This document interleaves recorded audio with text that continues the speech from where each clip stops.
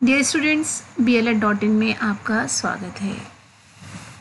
प्यारे बच्चों, हम आपको बता दें कि आज हम आपको पढ़ाने जा रहे हैं BLED थर्ड ईयर में जो आपका सब्जेक्ट है बायोलॉजी। ठीक है, जिन बच्चों ने बायोलॉजी ऑप्ट कर रखा है, तो बायोलॉजी में हमारा जो आज टॉपिक चल रहा है वो चल रहा है प्लांट टिश्यूज़ का। ठीक है, प्लांट टिश्यूज़ में हम आपको आज पार्ट 5 पढ़ाएंगे और पार्ट 5 में आज का टॉपिक रहेगा एसेंट ऑफ सेल। चलिए आगे बढ़ते हैं। अब हम आपको बताने जा रहे हैं कि आखिर जो वाटर का ट्रांसपोर्टेशन कैसे होता है। ठीक है, यानी कि जो प्लांट्स हैं वो रूट से किस तरह से वाटर को एब्जॉर्ब करते हैं और कितने भी बड़े से बड़े मतलब लंबे हाईएस्ट टॉल ट्रीज़ भी जो होते हैं वो कैसे अपनी सबसे ऊपर की पत्तियों तक पानी को पहुंचाते हैं। तो जैसे कि आप जानते हैं कि हम जो वाटर है वो रूट्स में देते हैं। ठीक है ना, तो रूट्स में हम वाटर को देते हैं और जो रूट्स से जो आपके मूल रोम होते हैं, जो रूट हेयर्स होते हैं, उनसे वाटर का एब्जॉर्प्शन होता है और वाटर जो होता है वो एपिकल पार्ट्स तक पहुंचता है। तो जो आपका वाटर है वो जड़ से तने और शाखाओं में होता हुआ लीव्स तक पहुंचता है, जहां से जल का अधिकतर भाग जो होता है वो वाष्प के रूप में क्या होता है, एटमॉस्फेयर में डिस्पर्स हो जाता है। लेकिन कुछ भाग क्या होता है, जैसे मान लीजिए फोटोसिंथेसिस होना है या कुछ फिजिकल एक्टिविटीज़ होनी है, तो उनमें खर्च हो जाता है। इस प्रकार से जो सॉइल से एब्जॉर्ब वाटर होता है वो, अब देखिए, जब एब्जॉर्प्शन होगा तो क्या होगा, ग्रेविटेशनल फोर्स के अपोजिट साइड में होगा। तो ग्रेविटेशनल फोर्स के अपोजिट साइड में वाटर को ऊपर तक ले जाना है। ठीक है, तो क्या करती हैं, जो सॉइल जो है वो क्या करती है, प्लांट्स जो होते हैं वो सॉइल से क्या करते हैं, पानी को एब्जॉर्ब करते हैं और पानी को एब्जॉर्ब करने के साथ साथ ग्रेविटेशनल फोर्स के अगेंस्ट पानी को ऊंचाई तक पहुंचाने का कार्य करते हैं। ठीक है, अब जैसे मान लीजिए आपका सिकोया का जो प्लांट है, ठीक है, वो 366 फीट ऊंचा होता है। तो सिकोया सेम्परवियंस जो प्लांट है उसके सबसे ऊपर की लीव्स तक भी प्लांट्स अपने जो वाटर है उसको क्या करते हैं, असेंड करते हैं। इस प्रकार से गुरुत्वाकर्षण के विपरीत जल के ऊपर चढ़ने की क्रिया को एसेंट ऑफ सेप कहते हैं। ठीक है, अब एसेंट ऑफ सेप का अध्ययन दो भागों में करना यहाँ पे आवश्यक है। पहला है कि पाथ ऑफ एसेंट ऑफ सेप और दूसरा है मैकेनिज्म ऑफ एसेंट ऑफ सेप। पहला हम देखेंगे कि पाथ ऑफ एसेंट ऑफ सेप क्या है। पाथ का मतलब है आखिर रास्ता क्या है, उसका मार्ग क्या है। ठीक है, तो कुछ निम्न एक्सपेरिमेंट्स दिए हुए नीचे, उनसे ये सिद्ध हो चुका है कि पौधों में जो जल है वो जाइलम ट्रैकिड्स और जाइलम वेसल्स के द्वारा ऊपर पहुंचता है। ठीक है, यानी कि जाइलम वाहिनियाँ और जाइलम वाहिकाएं, ठीक है, पानी को क्या करती हैं, ऊपर पहुंचाने का कार्य करती हैं। आइए कुछ एक्सपेरिमेंट्स के द्वारा जानते हैं कि कैसे ये संभव होता है। तो आपका जो एक्सपेरिमेंट नंबर फर्स्ट है उसमें देखिए क्या है कि जैसे एक बीकर लिया, बीकर में क्या किया अपन ने कि जो एक वाटर सोल्यूशन बनाया और वाटर सोल्यूशन में हमने ईओसिन डाल दिया। ठीक है, ईओसिन का रंग कैसा होता है, रेड होता है। अब हमने बालसम के पौधे के तने को जल में काटकर ईओसिन विलयन में रख दिया। थोड़े घंटों के बाद हम देखते हैं कि तने पर लाल रंग की धारियाँ दिखलाई देने लगती हैं और पत्ती की जो वेन्स हैं वो भी रेड हो जाती हैं। ठीक है, और विभिन्न स्थानों से तने की यदि हम टीएस काटें तो टीएस काटने पर हम देखते हैं कि केवल जाइलम की ट्रैकिड्स और बेसल्स ही कैसी होती हैं, रेड होती हैं। तो इससे ये तो सिद्ध हो ही गया है कि जो एसेंट ऑफ सेप है वो ट्रैकिड्स और बेसल्स के द्वारा होता है। अब चलिए हम देखें कि एक्सपेरिमेंट नंबर 2 है वो है रिंगिंग एक्सपेरिमेंट। ठीक है, जिसे कहते हैं वलयकरण का प्रयोग या इसको कहते हैं रिंगिंग एक्सपेरिमेंट। तो जैसे मान लीजिए कोई भी पौधा है, ठीक है, तो पौधे की पत्तियों युक्त शाखाओं को हमने लिया और जल में काटकर उसे जल से भरे बीकर में रख देते हैं और लगभग 1 इंच चौड़ा हम एक रिंग काटते हुए जाइलम से बाहर की सभी टिश्यू जैसे कॉर्टेक्स है, फ्लोएम है, कैम्बियम, उसको हटा देते हैं। कटे सिरे की ओर का जो पिथ भी हम क्या करते हैं, उसको भी हटा देते हैं। कुछ समय बाद हम देखते हैं कि शाखा को नलिका में रखने पर, ठीक है, जो ट्यूब में हमने रखा है, रखने पर पत्तियां नहीं मुरझाती। जबकि हमने देखिए हमने सारे टिश्यूज़ जो हैं, कॉर्टेक्स है, फ्लोएम है, कैम्बियम है, पिथ है, उन सबको हटा दिया है, लेकिन फिर भी जो पत्तियां हैं वो विल्टिंग में नहीं जाती हैं, वो नहीं मुरझाती हैं। इसका मतलब है कि जल जो है वो जाइलम वाहिनियों के द्वारा ऊपर चढ़ता है। जल जो है वो कैसे चढ़ता है, जाइलम ट्रैकिड्स और वेसल्स के द्वारा ऊपर चढ़ता है, क्योंकि हमने ये वाले टिश्यूज थे ना वो प्लांट्स के नहीं हटाए थे। आगे हम देखते हैं असाइनमेंट नंबर 3 है। ठीक है, अब देखिए उसमें क्या है कि पौधे की एक शाखा को जल में काट कर, ठीक है, कटे भाग को क्या किया हमने कि जो मेल्टिंग वैक्स होती है उसमें रखने के बाद उसको ठंडा करा, और ठंडा करने के बाद जब जो वैक्स जम गया, ठीक है, जमा लेते हैं, फिर मोम लगे भाग को एक चाकू से इस प्रकार से काटते हैं कि जाइलम वाहिनियों की जो लूमेन है, लूमेन में मोम भरा रहे, परंतु कटे भाग की भित्तियों पर मोम ना रहे। ठीक है, जो कटे हुए भाग हैं उसकी जो वॉल्स हैं उनमें मोम नहीं है। इस प्रकार तैयार की गई शाखा को जल से भरे बीकर में रख देते हैं। तो कुछ समय पश्चात हम क्या देखते हैं कि पत्तियां मुरझा जाती हैं। इससे क्या सिद्ध होता है कि रसारोहण जो है या एसेंट ऑफ सैप है वो जो जाइलम की वेसल्स थी उनकी जो लूमेन थी उनके द्वारा ही होता है। अब चूंकि उसमें वैक्स भर गया था तो एसेंट ऑफ सैप नहीं हो पाया और पत्तियां मुरझा गई। अब हम जानेंगे, अभी तो हम जान रहे थे कि पाथ क्या होता है, रास्ता क्या होता है। तो रास्ता में मालूम पड़ गया कि जाइलम की वेसल्स और ट्रैकिड्स होती हैं। अब हम देखेंगे कि आखिर यहाँ पे मैकेनिज्म क्या होती है।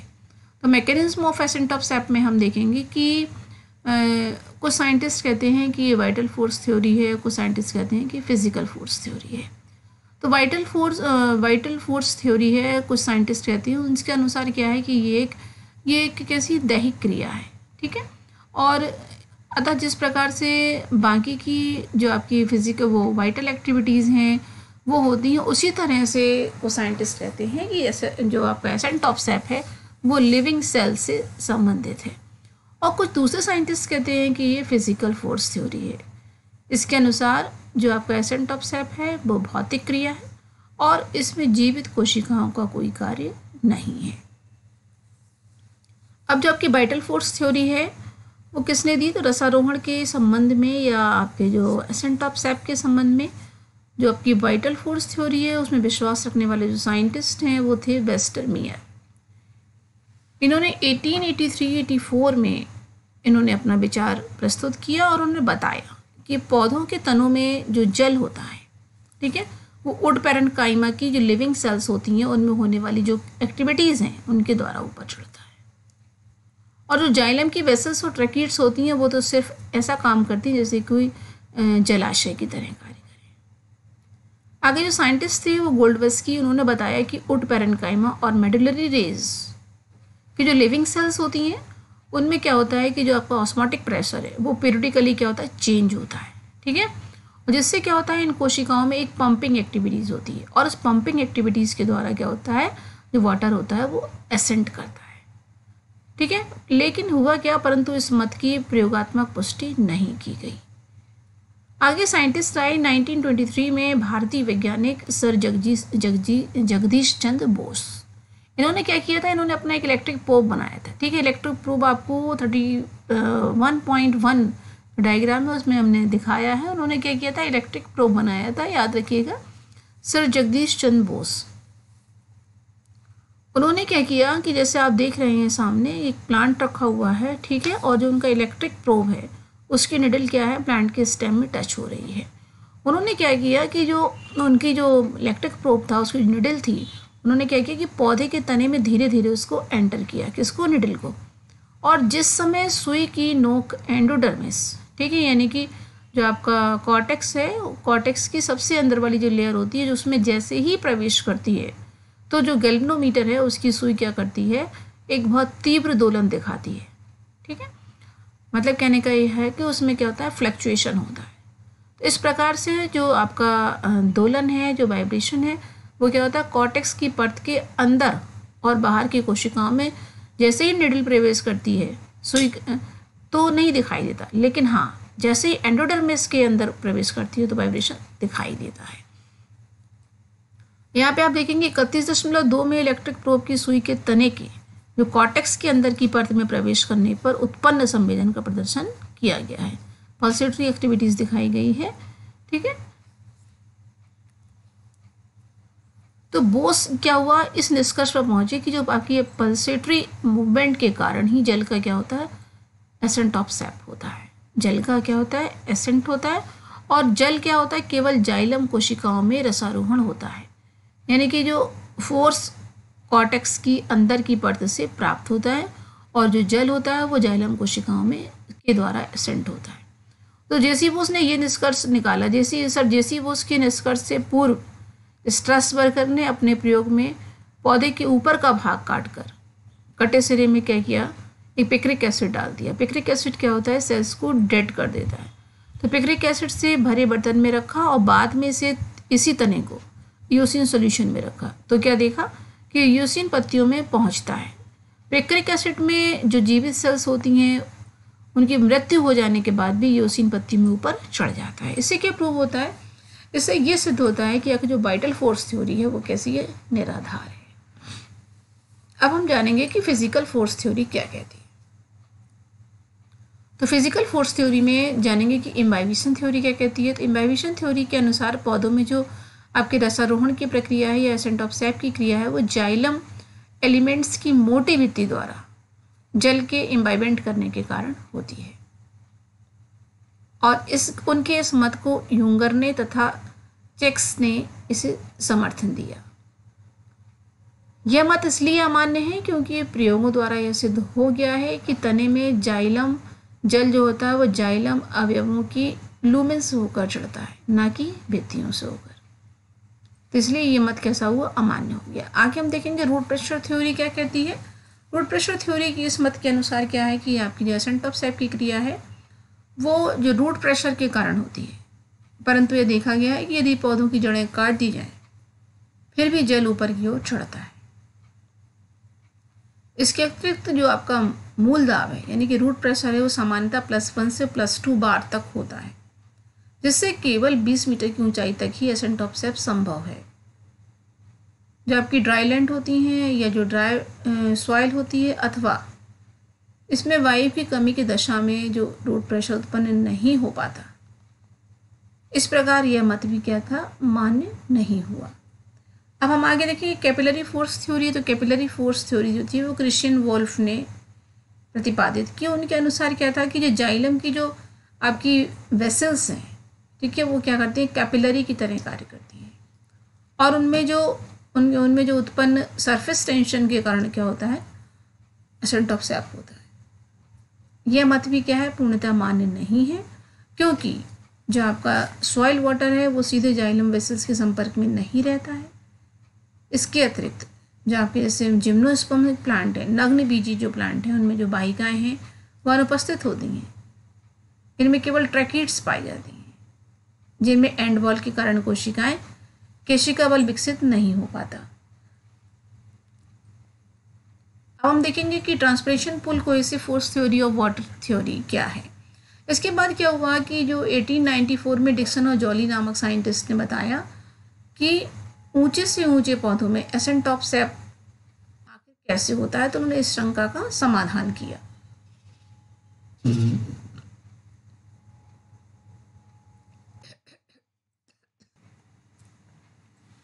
हम आपको बता रहे थे कि जो आपका वाटर आखिर एसेंट ऑफ सैप का क्या मैकेनिज्म है। तो इसमें जो थ्योरी चल रही है वो चल रही है transpiration pull cohesive force of water theory. ठीक है, इसको किसने दिया, इसको 1894 में डिक्सन और जॉली नामक साइंटिस्ट ने प्रस्तुत किया और उनके आधार पे क्या है कि ऊंचे से ऊंचे पौधों में भी रसारोहण संबंधी शंका का उन्होंने समाधान किया और इस थ्योरी को transpirational pull cohesive force of water theory कहा गया।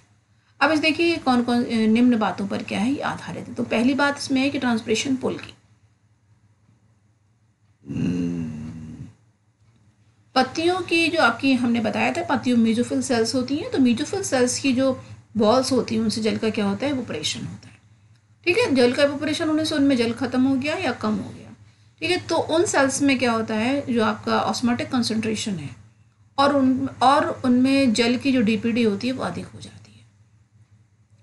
और जब जल की डीपीडी उनमें अधिक हो जाएगी, ठीक है, यानी कि डिफ्यूजन प्रेशर कोएफिशिएंट, ठीक है, तो डिफ्यूजन प्रेशर डेफिसिट जब उनमें अधिक हो जाएगा तो क्या होगा, जिसके कारण जल जो होगा वो जाइलम वेसल से खिंच के ऑस्मोसिस द्वारा मेसोफिल सेल्स में जल की कमी हो गई है उसको पूरा करने के लिए उनमें प्रवेश करेगा और इस घटना से जाइलम के द्रव पर एक टेंशन क्रिएट होगा। ठीक है, और वह टेंशन क्या करेगा, वह टेंशन क्यों होगा? क्योंकि वहाँ ऊपर क्या हो रहा है, प्लांट्स में ट्रांसपिरेशन हो रहा है, तो ये टेंशन ट्रांसपिरेशन के कारण उत्पन्न होगा और इसे क्या कहेंगे, ट्रांसपिरेशन पुल थ्योरी कहेंगे।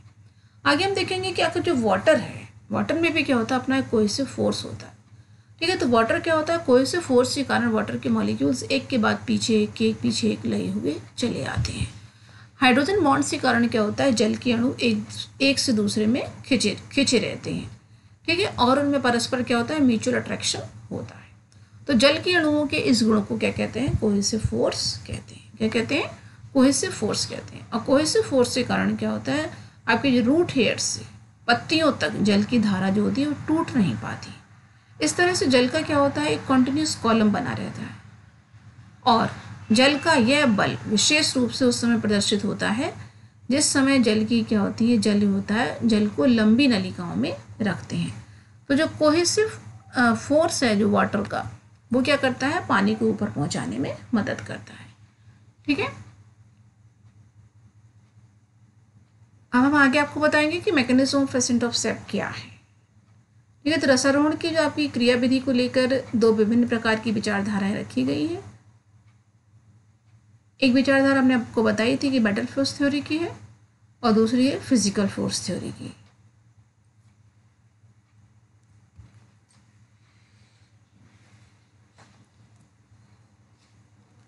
अब हम आपको यहाँ पे बताएंगे, जो हमने पीछे 2 स्लाइड्स बताई, अभी हमने 2 स्लाइड्स आपको पास कर दी हैं क्योंकि इनको हम पहले ही एक्सप्लेन कर चुके हैं। ठीक है, हम आपको बता रहे हैं कि आखिर ट्रांसपरेशनल जो पुल है उसका यहाँ पे थोड़ा सा एग्जीबिशन दिखाया है। तो कोई भी हमने पौधा लिया है, पौधे की एक टहनी को कुछ पत्तियों सहित काट के 1 इंच व्यास की जल से भरी हुई नली के ऊपरी सिरे पर कॉर्क के छेद में हमने क्या किया, उसको फिट कर दिया है। नली के नीचे के भाग को पारे से भरे बीकर में डुबो के रखा हुआ है और सारे जो उसके जोड़ हैं उनको हमने क्या किया है, एयर टाइट कर लिया है। इस यंत्र को कुछ समय के लिए धूप में रखने पर हम देखते हैं कि नली में पारा ऊपर चढ़ जाता है। इससे क्या सिद्ध होता है, इससे सिद्ध होता है कि ट्रांसपरेशनल पुल के कारण एसेंट ऑफ सेप होता है। ठीक है, अब दूसरा हम देखेंगे आगे कि जो दूसरा एक्सपेरिमेंट आप देख रहे थे यूट्यूब वाला। ठीक है, यूट्यूब वाले एक्सपेरिमेंट में क्या है कि जो कांच की नली के दूसरे सिरे पर रबर की सहायता से एक यू के आकार की ट्यूब में कुछ पारा भर के हम क्या करते हैं, मैनोमीटर से बांध देते हैं। कुछ समय पश्चात हम देखने में आता है कि जो मैनोमीटर की नली में पारा क्या होता है, ऊपर चढ़ जाता है और कांच की नली में भी जल क्या होता है, पहले से अधिक हो जाता है। इससे क्या स्पष्ट होता है कि कांच की नली में तने के कटे सिरे से जल निकलकर इकट्ठा हो गया है, जिससे पारे पर क्या होता है, दबाव पड़ने पर यह मैनोमीटर में ऊपर चढ़ जाता है। इससे यह स्पष्ट होता है कि जो आपका रूट प्रेशर है, रूट प्रेशर के कारण जल क्या होता है, तने में ऊपर चढ़ता है। यद्यपि कुछ प्रयोगों द्वारा यह सिद्ध किया गया है कि रूट प्रेशर के कारण ही जल क्या होता है, तने में ऊपर चढ़ता है, परंतु कुछ आधुनिक विचारधाराओं के अनुसार जल के ऊपर चढ़ने में रूट प्रेशर का विशेष कार्य नहीं है और बहुत से पौधों में यह अनुपस्थित भी पाया जाता है।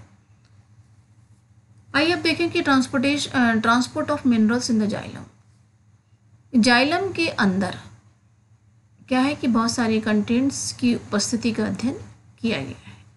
जैसे कि जाइलम के अंदर जो आपके मिनरल्स हैं, ठीक है, और जल मुख्य रूप से होते हैं, लेकिन कुछ भागों में क्या होता है, शुगर भी होती है कुछ पार्ट, और कुछ पार्ट अमीनो एसिड का भी पाया गया है। खनिज लवण के परिवहन में जाइलम की भूमिका निम्न तथ्यों द्वारा सिद्ध होती है। जैसे कि जाइलम सेप में विभिन्न जो आपके मिनरल्स हैं और आयंस उपस्थित होते हैं। ठीक है, और जो आपके मिनरल्स हैं उनमें उनकी परिवहन की दर एवं ट्रांसप्रेशन की दर में समानता होती है। ये भी सिद्ध हो चुका है कि विभिन्न रंगीन सॉल्यूट्स इयोसिन भी जाइलम द्वारा ही परिवहन करते हैं। ठीक है, यहाँ पे हमने स्टाउट और हॉगलैंड 1939 का प्रयोग दिखाया है, ये सिद्ध करने के लिए खनिज लवणों का परिवहन स्थानांतरण जाइलम के द्वारा होता है। यानी कि जाइलम की सेल्स ही क्या करती हैं, वाटर और मिनरल्स को ऊपर पहुंचाती हैं। इस एक्सपेरिमेंट को आप समझने की कोशिश कीजिएगा, बहुत इंटरेस्टिंग है, बहुत ही जल्दी समझ में आ जाएगा। आगे हम देखेंगे कि आखिर adhesion between water and wall of the xylem, जल तथा जाइलम की भित्ति के बीच में क्या होता है, एडिशन होता है। तो जल के अणु क्या करते हैं, जो जाइलम आपके ट्रैकिड्स और वेसल्स हैं, ठीक है, उनमें एक एडिसिव फोर्स द्वारा ये सब क्या होते हैं, आपस में जुड़े रहते हैं। जो आपके अनइक्वल मॉलिक्यूल्स के बीच में इस अट्रैक्शन को क्या कहते हैं, एडिशन कहते हैं।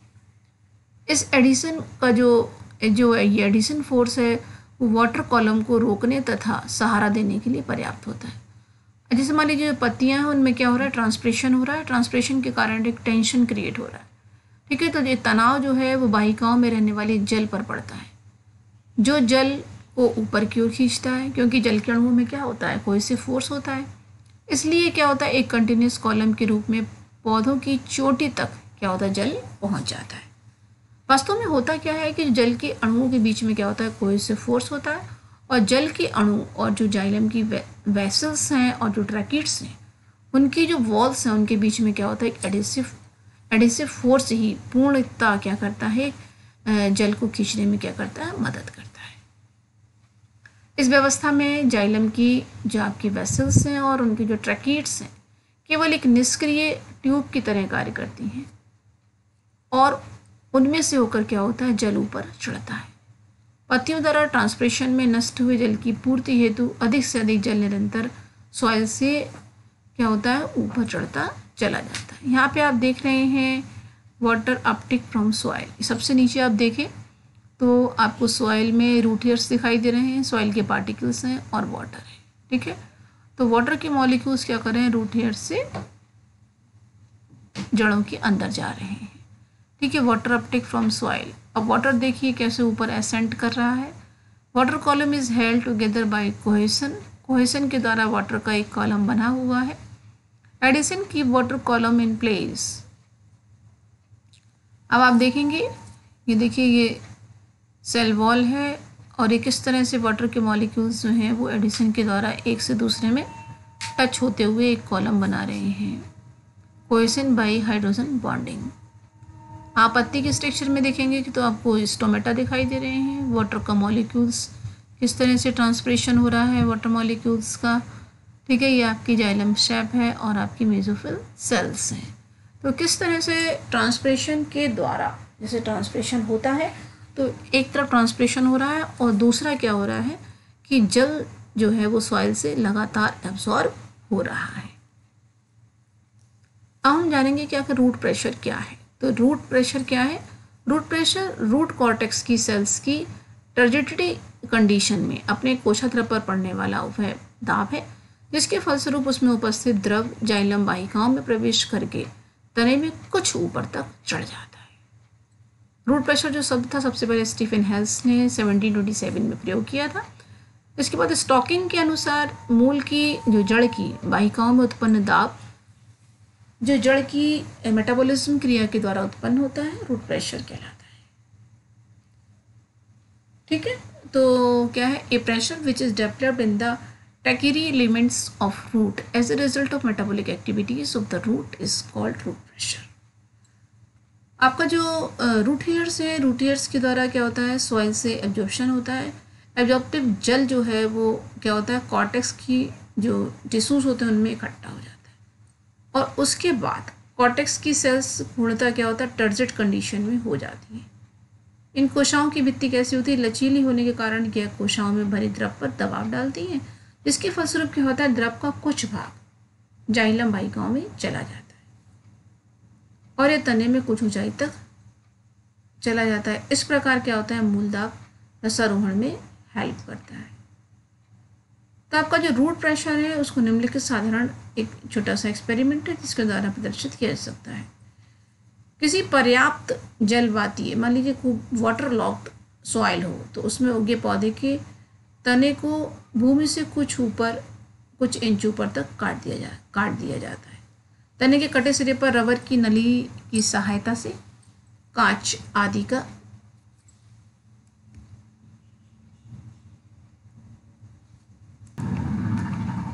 तो आज के लिए डियर स्टूडेंट्स बस इतना ही। आगे हम आपसे फिर मिलेंगे अगले लेक्चर को लेके।